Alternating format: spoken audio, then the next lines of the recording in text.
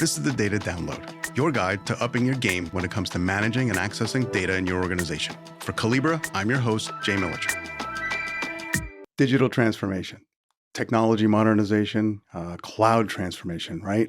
All of these kinds of initiatives have been and continue to be front and center, top of mind for executives for several years now. Yeah, they're inspired by several different kinds of reasons. When it all boils down to it, it's really all about data. I'm not the only one who says this, of course. So, don't just take it from me.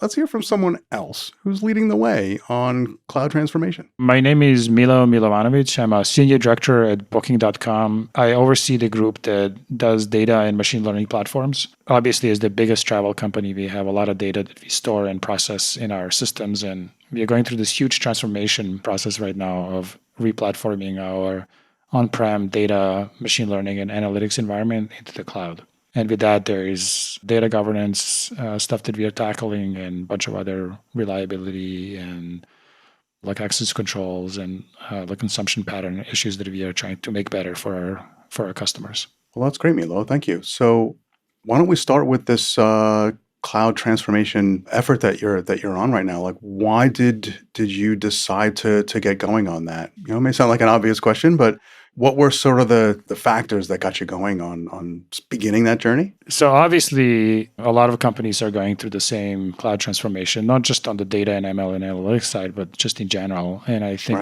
it's a trend in the industry. And like obviously, we'd be crazy not to look into it. The main thing that we really want to get out of the cloud is to leverage the cloud native services. And the main benefit, as we can see, is that it really speeds up the innovation for us. So we want to shorten the time from an idea to prototype to proof of concept to deploying some in production and then leveraging our data for better customer experience as fast as we can. We definitely do not see cloud as some kind of a cost-saving mechanism or anything like that. It's really about speeding up the innovation and in this particular area, using the data to speed up that innovation. I love that notion of looking at the components of how you do development on new projects and shortening the time from step to step. So the overall time to market on your, let's say enhancements and innovations and products, are you seeing that benefit yet, or is this something that's down the road? Like where are you on the journey, and how is that acceleration going? That's a good question. And in Booking's context, it's a bit of a complicated question. Okay. There's a couple of sides to this. One is obviously the cloud side, which again has all these cloud native services that we are really eager to leverage. But on the other hand, and which is why Calibra really comes into play, is that traditionally Booking hasn't really had a very good culture around data, especially around governance, permissioning, data quality issues, and so on. That's really the other side of this transformation coin. Like one is moving data from on-prem into cloud and leveraging different technologies to speed up this innovation. The other side is data governance, data quality, data controls, access controls, being able to respond to different privacy laws that are really becoming like front and center for a lot of our data.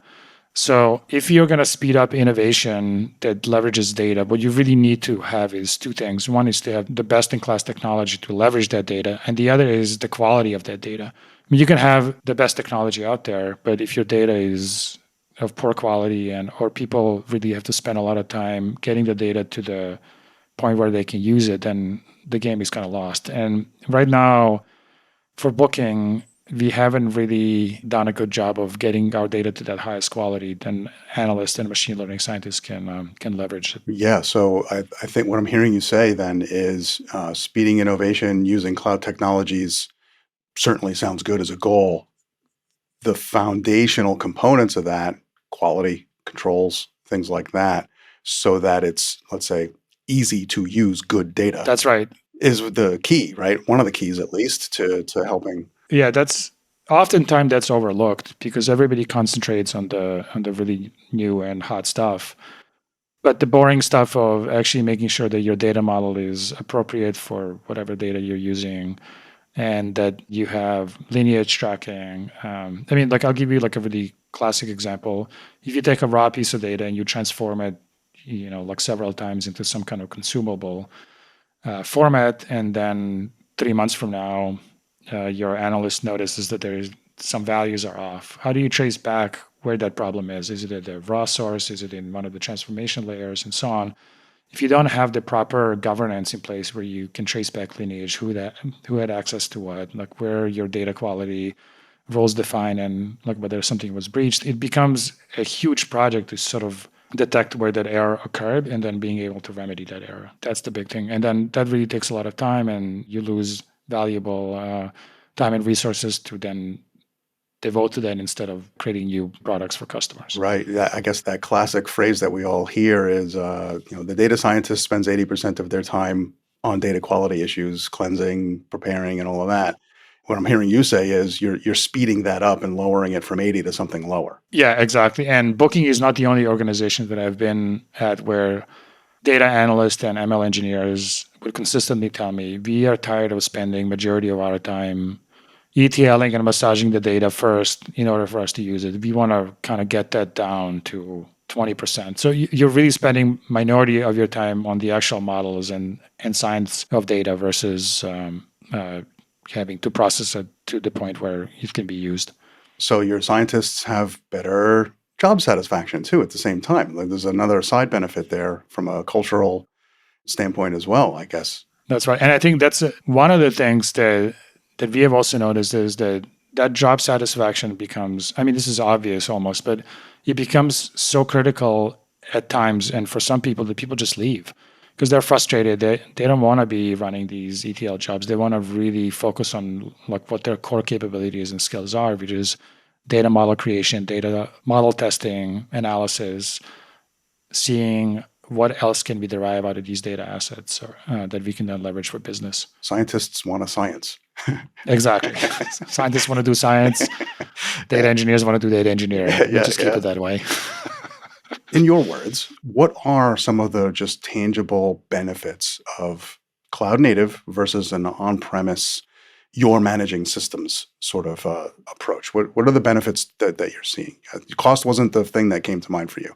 It's time savings by far. I mean, a lot of the times, if you want to create a new SQL or NoSQL database or run some processes, setting up the infrastructure to be able to do that takes a lot of time and a lot of engineering. In big organizations like Booking, what ends up happening is that we build tooling that can automate like that process as much as we can. And essentially, it's kind of duplication of cloud native services. So to give you a good example, Booking has a huge MySQL fleet where a lot of our operational data is stored, and we have built a huge set of tools that automate the provisioning of these MySQL instances, backing up, schema management, access controls, and so on. But then we are only limited to, say, like MySQL. If you go to some service like RDS, for example, you have MySQL, you have Postgres, there's other offerings. That's where we want to get to be able to offload that operational burden to the cloud and then have a wider variety offering. And then the other thing is that a lot of these cloud native services, for example, like S3 has automatic copy of data between regions and 3 copies that ensure that your data is durable.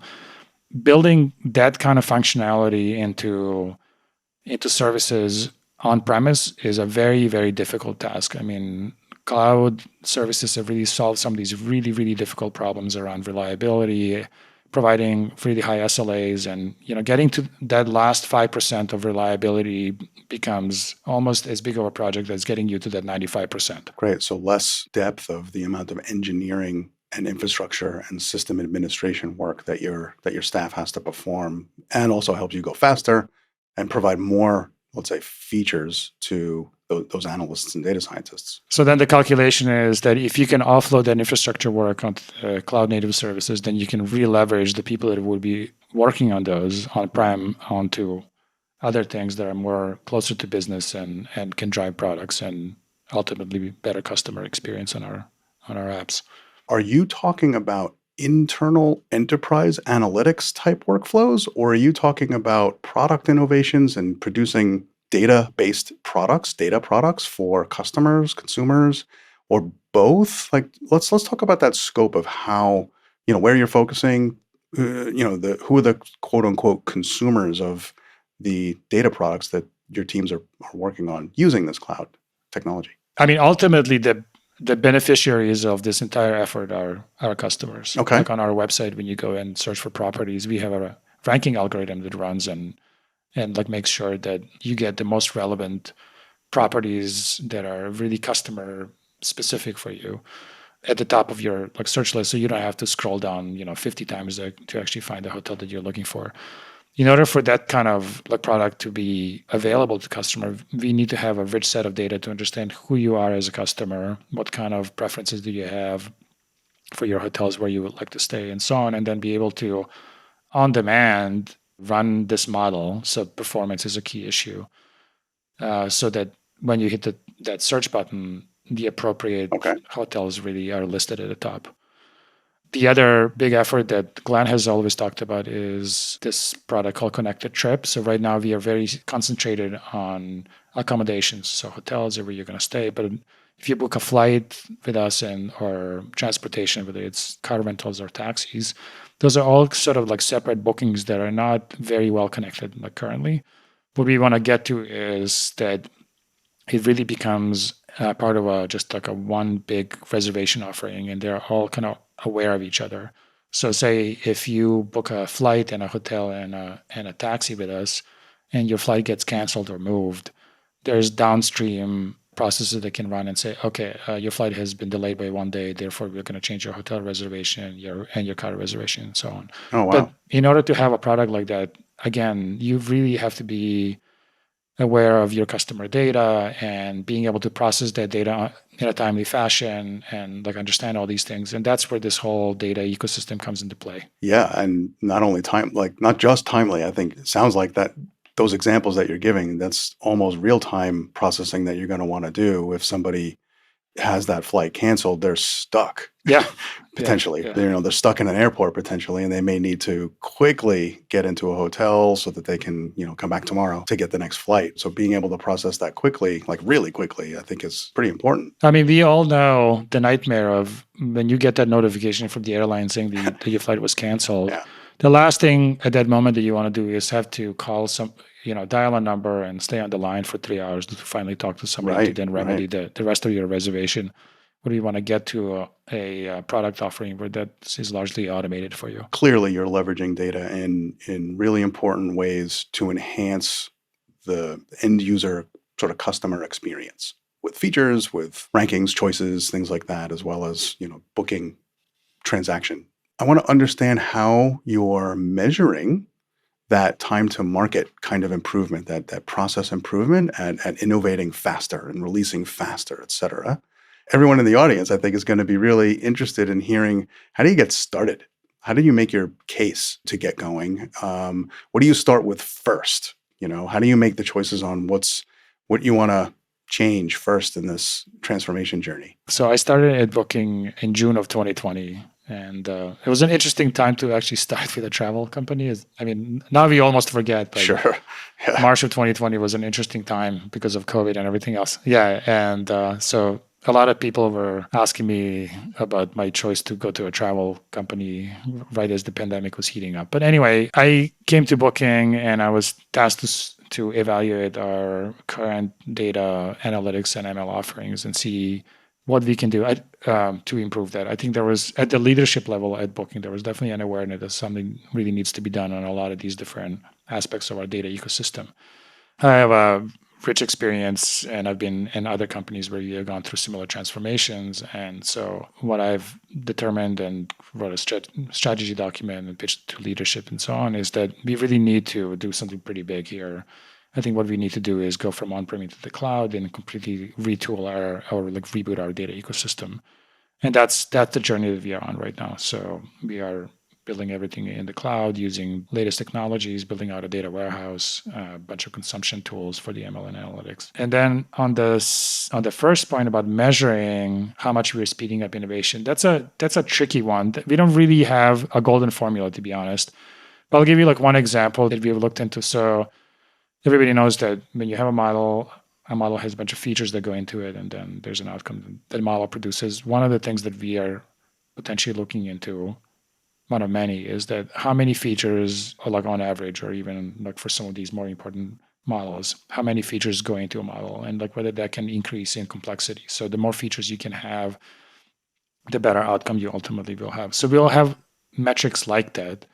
They will tell us, okay, things are getting more complex, or they're like faster being deployed out there. And then simple things like, okay, fine, a new project has been created. We have an inventory of all the projects that, like, new projects that we created. Like when that project gets created to, like, when she gets deployed into like production, we can measure that. So there's going to be like metrics like that we're going to be taking a closer look and then seeing how that metrics evolves over time. So I'm hearing you say you're starting to measure, let's say, the richness of a feature or a product that has been innovated upon, and you're measuring the usage of it.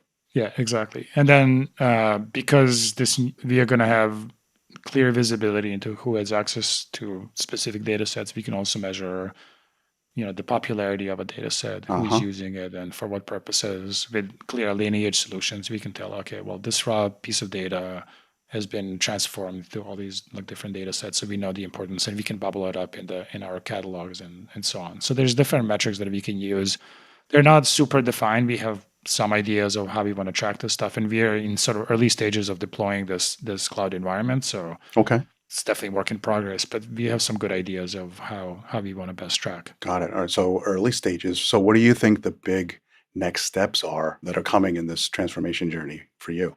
I mean, the big next steps is really migration of all these data assets and so the long slog of moving stuff. Yeah. The long slog of moving data and our use cases, and then allowing people to build new use cases on top of the data that we have. Right now, we are kicking off a project where we want to get pretty much all the raw data that we have on-premise that's being pushed into our on-premise data environment to make that data available in the cloud. So that involves scaling our ingestion pipelines and making sure that we have all the governance tooling in place to account for that. Right. And then once we have that in place and some set of default consumption tools, then we're going to have this rich raw data playground where people can come and migrate their use cases, and then also allow for other new products and use cases to be onboarded into this ecosystem. You mentioned something earlier that I want to come back to. And you mentioned something called region. How does this region concept help you to make sure that these cloud resources are in the right places from a legal standpoint, regulatory, privacy, all of that? Tell me about that. The regulatory and legal aspects are really, really becoming very complex, largely due to the fact that different countries have their own version of what privacy is and right. how they want their citizens' data to be handled. So some countries enforce rules where the data has to be written in a region where those people are citizens of. So that's an interesting challenge that we are dealing with. And so to your specific questions about how does the different region help us is that, well, okay, the fact that we can have data available in specific region for those specific folks that are citizens of that country, that obviously helps us a lot. And you can imagine if we were to build, like having to build out our own data centers in every specific region where that requirement is a must, that becomes a huge project and huge cost. Right. The other stuff like privacy, GDPR, CCPA laws that come out of California, all of those they really add a lot of complexity, both from product and technology point of view. So when a customer comes in and say, look, I want you to delete all the data that you have on me, that sounds simple, but you have to understand that a piece of customer data proliferates all over our data ecosystem. And this same piece of data could be written in various different formats in hundreds of tables. So to be able to account for that and then to action on that becomes a fairly complex task, which is why using cataloging and lineage solutions and permissioning and so on really, really becomes important, so that every time that the customer requests an action from us with respect to privacy, it doesn't turn into a huge project for somebody to do. Right. Yeah, exactly. So that foundation that you started out this meeting with is exactly what helps that use case later for those just tasks to go fast. Exactly. And then saves us time from having to devote resources to these kinds of things, if that's largely automated, to again be more devoted to products. So not only are your engineers happier, your lawyers are happier too. Yeah, everybody's happier. Everybody's happy. I'm happy. Everybody's exactly. happy. When the lawyers are happy, we're all happy. Excellent. Oh yeah, exactly. Yeah. All right. So now we're talking about data is in multiple places. but it's not just chaotic all over the place. You're now able to really carefully manage, monitor, and know where everything is, et cetera, right? So you've laid out all of that visual for us in your shop, in your company. Like, is a central data team like the owner of the data sets that then get created? Are there business units around the company that own the data, but using your infrastructure? How are you sort of doing that ownership, roles, responsibilities? Like, how do you approach that? It's the latter option. What we are doing is that those that produce that data are going to be the owners of that data. So because the business units are obviously closer to business and therefore they understand the data that they're producing a lot better than any central team ever could. So we are basically going to be mandating that anytime a piece of data needs to be ingested into this ecosystem, a data store has to be identified for that data. And that data store is going to come from the business. And they are going to be responsible for accounting for like what's in this data. Are there any privacy related fields in this data? Is there PCI data, PII data? And then on the permissioning side, they're going to be in charge of making decisions who gets access to this data. Like if I want to come and read some data from our accommodations business unit, I'm going to request that, and then that data store is going to say yes or no. And our tooling is going to be able to facilitate that exchange beautiful. between the consumers and the producers. But they're going to be ultimately like responsible for who gets access to what. We're going to record all the stuff. We're going to have all the historical data on who had access, who has access, and so on, so that we can answer any of these auditable questions from regulators and lawyers. Yeah, you have that obligation too, right? So we're going to have a detailed log of all this stuff from history and the present.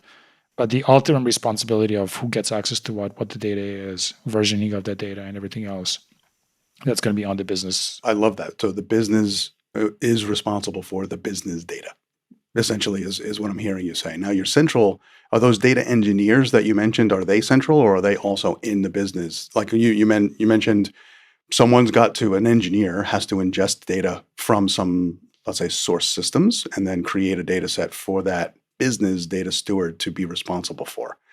Are they in the same groups typically, or is there a transaction there, that a project, let's say, that has to happen with a central team? The team that I oversee is part of a central technology team, which is a horizontal organization within Booking.com, and then all the different business units are kind of verticals that sit on top of that horizontal.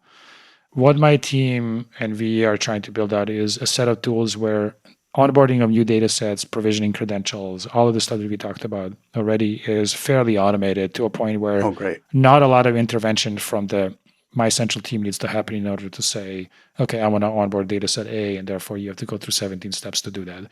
We want to largely automate that. So you come to us and you say, I want to onboard the streaming data. We can infer the data, the schema from the data asset, kind of do a pre-registration process, create that registration record and the catalog. The data store can sort of look it over and say, okay, it looks good, kind of says save, then that kicks off the ingestion process and everything starts streaming. That's the kind of ecosystem that we are building out. Oh, that's a dream. That's fantastic. As automated as possible, as distributed as possible, so the business is enabled by your team, right? So that they can be successful on their own. Correct. Do you see business teams kind of interacting with each other yet directly without having to go through you? Like you're describing sort of this hub and spoke picture, right? Where you've got a central team and then business teams around it doing stuff with their data. Are you seeing those business teams interacting with each other around data? Yeah, definitely. And that's where the catalog piece really comes into play. The catalog, as I've always tell people, is this central piece where the exchange of data really happens between different parties, whether that's producer and consumer parties, or producers and producers, or consumers, and so on. And having a great catalog where discovery of data becomes very easy is a central piece for the success of this kind of ecosystem. So my ultimate example is always, okay, we hire a new data analyst in Booking. How hard is it for that new person that has zero context on any of the data assets in Booking? How hard is it for them to actually discover the data set that they need to do their project, whatever they're working on right now? And if you get to a point where that becomes a fairly easy task, to me, that's really points to a great success because You won. yeah, exactly. You don't have to talk to people that have been there for 20 years and have all this tribal or institutional knowledge, and they can tell you, well, no, don't use this or that or whatever. And there's definitely different mechanisms by which we can facilitate this kind of easier discovery. And I think that's really what we're after here. So that boring stuff is really not that boring. Yeah. When that new analyst Yeah. is working today, where after they started yesterday, as opposed to weeks from now having to figure out where stuff is. I mean, every time, like when you mention data governance or, data catalogs, people start, falling asleep. And really they shouldn't, because that really is the central piece. And there's a lot of interesting engineering that goes into those technologies in order to make them sophisticated enough where this kind of exchange can happen. Yeah, well, you sold me, Milo. This was a great set of examples on how that enablement using tech, using cloud technologies is really speeding up your business, creating better products, right? Better features, faster, et cetera. So really cool. The thing that I realized in Booking's example and a few others that I've been involved in, this is really a journey. This is not going to happen in 6 months or a year. This really is a step-by-step development of strategy, selling that strategy to business units. I mean, there's an interesting dynamic between writing a strategy, going out to business, pitching to them, because they have business pressure. So they're always after the increasing revenues, creating new products and so on. And when you come and say, hey, I need you to spend 6 months or a year just moving from A to B, and I promise it's going to get better and you're going to be able to do your job a lot faster.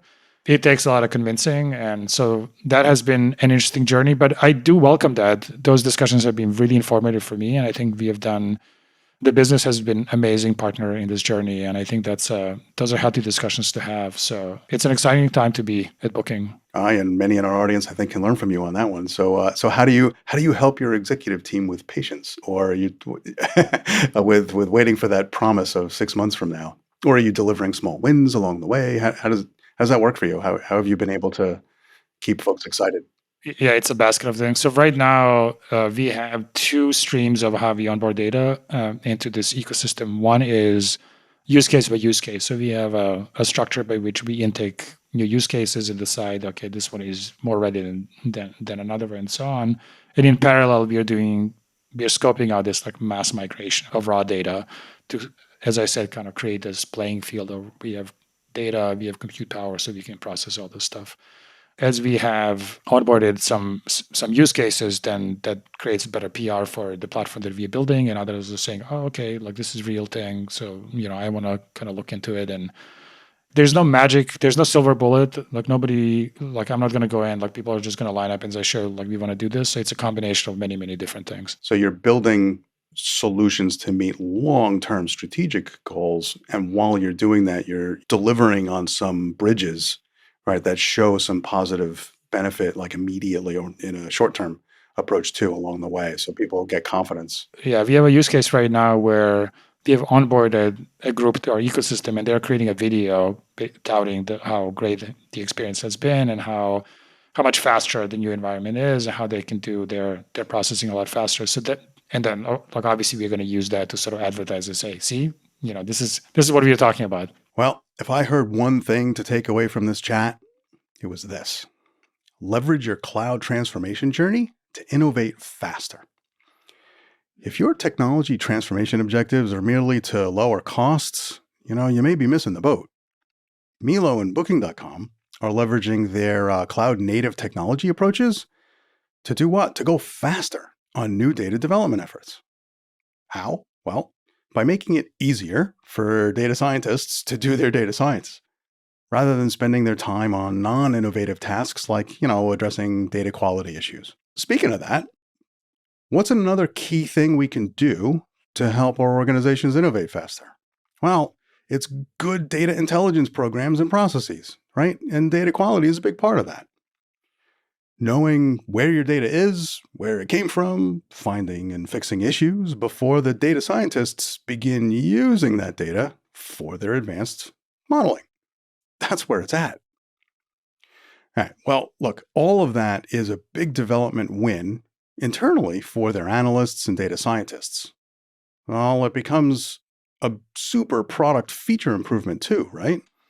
Because guess what? Their property search rankings help their customers make travel decisions faster. Ultimately, what does that mean? That means a better experience for their customers. So, what does all this mean? That product feature win then becomes really magnified for everybody. Everyone's getting value here. We're talking about product teams, customers, partners, executive teams, really everybody. Innovating faster, more deeply, more safely, that's what your cloud transformation and data intelligence programs are driving. And I think we can all get on board with that. For Calibra, this is the Data Download. I'm your host, Jay Militscher, and I'll see you next time.